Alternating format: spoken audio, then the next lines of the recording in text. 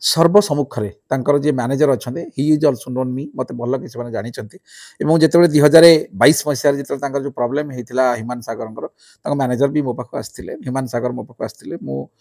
ଦୀର୍ଘ 1.5 ଘଣ୍ଟା 2 ଘଣ୍ଟା କାଳ ମୋ ସାଙ୍ଗେ ବସିଥିଲେ ଏବଂ ପରମୁହୂର୍ତ୍ତରେ ମଧ୍ୟ ଆମେ ସବୁବେଳେ ତାଙ୍କୁ ଟେଲିଫୋନ୍ରେ ମୋ ସାଙ୍ଗେ ସେ କଥାବାର୍ତ୍ତା କରନ୍ତି ଏକ୍ଜାକ୍ଟଲି ସେଇ କଥାଟା ହିଁ କହୁଛି ସେଇ ସମୟରେ ଜଣେ ମାକୁ ଯିଏ 10 ମାସ 10 ଦିନ ଗର୍ଭରେ ଧରି ଗୋଟେ ପୁଅକୁ ଜନ୍ମ କରିଛି ତାକୁ ଅଶ୍ଳୀଳ ଭାବରେ କହିବା କୋଉଠି ନା କୋଉଠି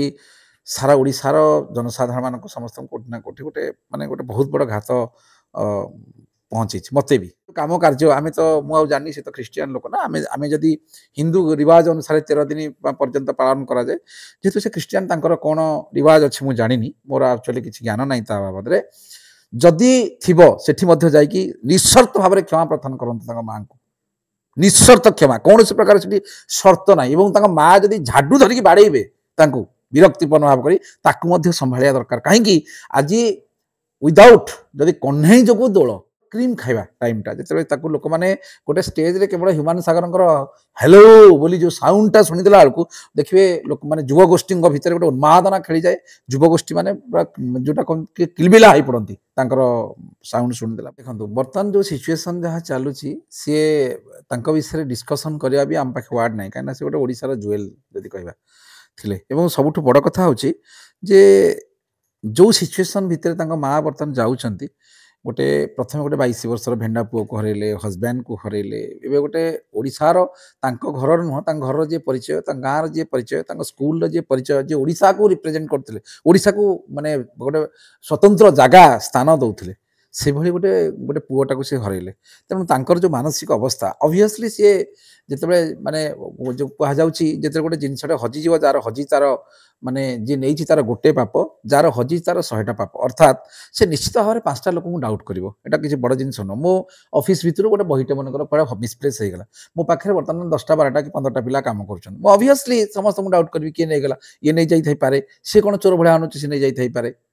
ବୁଝିପାରୁଛନ୍ତି ତେଣୁ ନିଶ୍ଚିତ ଭାବରେ ସିଏ ତାଙ୍କର ଯେହେତୁ ତାଙ୍କର ଗୋଟେ ପୁଅଟେ ଏକ୍ସପାୟାର୍ଡ କରୁଛି ଏବଂ ଯେଉଁ ପୁଅଟି ମାନେ ପିଲାବେଳୁ ଷ୍ଟ୍ରଗଲ୍ କରି ଯେତେବେଳେ କ୍ରିମ୍ ଖାଇବା ସମୟ ଯେତେବେଳେ ସିଏ ଯଦି କହିବା 2015 ମସିହାରୁ ସେ ଗୀତ ବୋଲିବା ଆରମ୍ଭ କଲେ 2025 ବେଳକୁ ଯେତେବେଳେ ତାଙ୍କର କ୍ରିମ୍ ଖାଇବା ଟାଇମ୍ଟା ଯେତେବେଳେ ତାକୁ ଲୋକମାନେ ଗୋଟେ ଷ୍ଟେଜ୍ରେ କେବଳ ହ୍ୟୁମାନ ସାଗରଙ୍କର ହ୍ୟାଲୋ ବୋଲି ଯେଉଁ ସାଉଣ୍ଡଟା ଶୁଣିଦେଲା ବେଳକୁ ଦେଖିବେ ଲୋକମାନେ ଯୁବଗୋଷ୍ଠୀଙ୍କ ଭିତରେ ଗୋଟେ ଉନ୍ମାଦନା ଖେଳିଯାଏ ଯୁବଗୋଷ୍ଠୀ ମାନେ ପୁରା ଯେଉଁଟା କିଲବିଲା ହେଇ ପଡ଼ନ୍ତି ତାଙ୍କର ସାଉଣ୍ଡ ଶୁଣିଦେଲା ପରେ ତେଣୁ ସେଇଭଳିଆ ଜଣେ ବ୍ୟକ୍ତିତ୍ୱକୁ ଯେତେବେଳେ ହରେଇଛନ୍ତି ଅବଭିୟସଲି ତାଙ୍କ ମା ସନ୍ଦେହ କରିବେ ତାକୁ ସନ୍ଦେହ କରିବେ ଆକୁ ସନ୍ଦେହ କରିବେ ତାଙ୍କ ଆଖି ଆଗରେ ଯିଏ ପଡ଼ିବ ତାକୁ ସନ୍ଦେହ କରିବେ ଏବଂ ଯେଉଁମାନେ ପର୍ଟିକୁଲାରଲି ଯେଉଁମାନେ ତାଙ୍କ ସହିତ ଓତପ୍ରୋତ ଭାବେ ଜଡ଼ିତ ଥିଲେ ଯେଉଁ ତାଙ୍କର ଗ୍ରୁପ୍ ତା ଭିତରୁ ସେ ଯାହାକୁ ଚିହ୍ନିଛନ୍ତି ନିଶ୍ଚିତ ଭାବେ ତାଙ୍କୁ ସନ୍ଦେହ କରିବେ ଏଇଟା କିଛି ବଡ଼ ଜିନିଷ ଏକ୍ଜାକ୍ଟଲି ସେଇ କଥାଟା ହିଁ କହୁଛି ସେଇ ସମୟରେ ଜଣେ ମାକୁ ଯିଏ 10 ମାସ 10 ଦିନ ଗର୍ଭରେ ଧରି ଗୋଟେ ପୁଅକୁ ଜନ୍ମ କରିଛି ତାକୁ ଅଶ୍ଳୀଳ ଭାବରେ କହିବା କୋଉଠି ନା କୋଉଠି ସାରା ଓଡ଼ିଶାର ଜନସାଧାରଣମାନଙ୍କୁ ସମସ୍ତଙ୍କୁ କୋଉଠି ନା କୋଉଠି ଗୋଟେ ମାନେ ଗୋଟେ ବହୁତ ବଡ଼ ଘାତ ପହଞ୍ଚିଛି ମୋତେ ବି ମୁଁ କହିବି ଆପଣଙ୍କ ମିଡ଼ିଆ ମାଧ୍ୟମରେ ଦେଖନ୍ତୁ ଗୋଟେ କେସ୍ ବାସ୍ ଭଲ ମନ୍ଦ ଆଇନ ଦିଗ ଇଜ୍ ଡିଫରେଣ୍ଟ ଇସ୍ୟୁ ତ ମୁଁ ସବୁବେଳେ ଚେଷ୍ଟା କରେ କେମିତି କୋର୍ଟ କଚେରୀକି ଯେଉଁ ମାମଲାଟା ନ ଯାଉ କିନ୍ତୁ ତା ବାହାରେ ସମାଧାନ ଦ୍ୟାଟ୍ ଇଜ୍ ମାଇ ମୁଁ ସବୁବେଳେ ସେଟା ଚିନ୍ତା କରେ ମୁଁ ଭାବୁଛି ସର୍ବସମ୍ମୁଖରେ ଯେମିତି ଯେଉଁଭଳି ଭାବରେ ତାଙ୍କର ଭିଡ଼ିଓଟା ଭାଇରାଲ୍ ହେଇଛି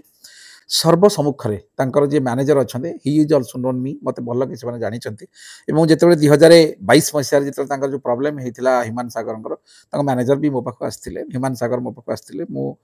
ଦୀର୍ଘ 1.5 ଘଣ୍ଟା 2 ଘଣ୍ଟା କାଳ ମୋ ସାଙ୍ଗେ ବସିଥିଲେ ଏବଂ ପରମୁହୂର୍ତ୍ତରେ ମଧ୍ୟ ଆମେ ସବୁବେଳେ ତାଙ୍କୁ ଟେଲିଫୋନ୍ରେ ମୋ ସାଙ୍ଗେ ସେ କଥାବାର୍ତ୍ତା କରନ୍ତି ଏବଂ ତାଙ୍କର ମ୍ୟାନେଜର ବି ମୋତେ ଭଲ କି ଜାଣିଛନ୍ତି ମୁଁ ତାଙ୍କ ମ୍ୟାନେଜର ଯଦି ଆପଣଙ୍କ ଟିଭି ଦେଖୁଥାନ୍ତି ତାଙ୍କୁ ରିକ୍ୱେଷ୍ଟ କରିବି ଯେ ସେ ଯେଉଁ କର୍ମଟା କରିଛନ୍ତି ଆକ୍ଚୁଆଲି ବାସ୍ତବିକ ତାଙ୍କ ନାଁରେ ଯେତେବେଳେ ତାଙ୍କ ମା ଆଲିଗେସନ୍ କରୁଛନ୍ତି ତାଙ୍କୁ କଷ୍ଟ ଲାଗିଥାଇପାରେ ଏଇଟା ଗୋଟେ ନୋ ଡାଉଟ୍ ରକ୍ତ ମାଂସ ଶରୀର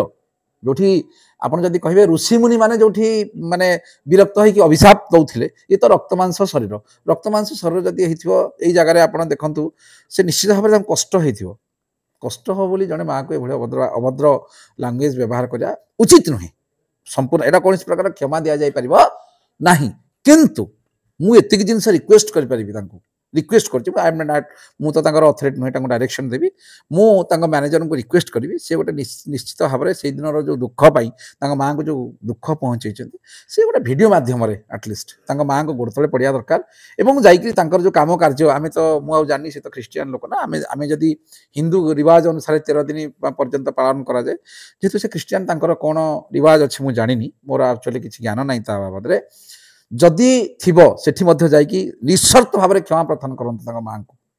निस्सर्त क्षमा कौन से प्रकार से शर्त ना और माँ जदि झाडू धरिकी बाड़े विरक्तिपूर्ण भाव कर संभालिया दरकार कहीं आज विदाउट जदि कन्हई जो दोल विदाउट कन्हई कि दोल हो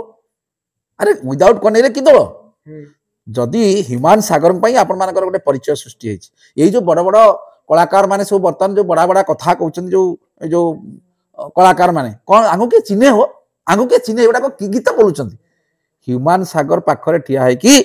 जो भली भाव में तुलसी पाखरे जड़े ठिया है कि तुलसी बास्ना नौ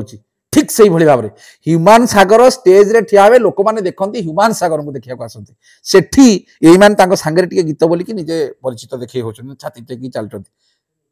यहाँ हूँ निछक सत्य एवं जो मैंने जो बैंड पार्टी थिला कि जो मैंने सब जो टीम मेंबर थे विदाउट ह्यूमान सागर किए पचार जे लाइट चलाऊला जो पछपटे जो नाच करुले कि से गीत बोलला बेले जो म्यूजिक जो मैंने बजाऊे ये जो एमती कौन करुँचा भी जो मैंने करुले केते लोक बंचुले टीम रे जदि समस्ते एकत्रित हो बर्तमान समस्ते एकत्रित हो गाँ को जाई माँ को भूल मागिया दरकार आउ जदि माँ एमान ना रे केस फाइल करती एमानकर सब बैंड बाजी जीवो कहीं ना बर्तमान जेहेतु एमाने तांकर देहटी खराब थिला